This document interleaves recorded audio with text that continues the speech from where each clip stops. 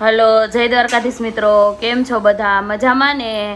જો સાતમ ઉપર મામાના ઘરેથી વાડીના લીંબુ ઘણા બધા આવ્યા હતા, તો આજે આપણે તેનું લીંબુનું અથાણું બનાવવાનું છે, અથવા તો જે આપણે આથેલા લીંબુ કહીએ છીએ તે બનાવવાના છે.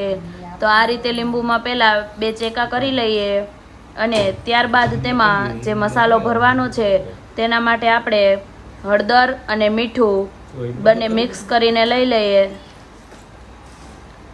જો આ રીતે હળદર અને મીઠું મિક્સ કરીને લઈ લેવાનું છે. તેમાં મીઠાનું પ્રમાણ વધારે રાખવાનું છે અને હળદરનું પ્રમાણ એનાથી અડધું રાખવાનું છે.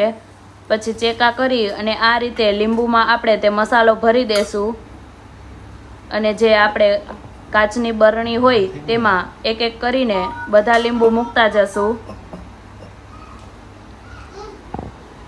આમ એક એકમાં મસાલો ભરી અને આખી બરણી ભરી દેશું અને ઉપરથી એવું લાગે તો થોડુંક મીઠું ભભરાવી દેવું. પછી આ જેમ જૂનું થશે તેમ ખાવાની ખૂબ જ મજા આવે છે. તો તમે પણ ટ્રાય કરજો એકવાર.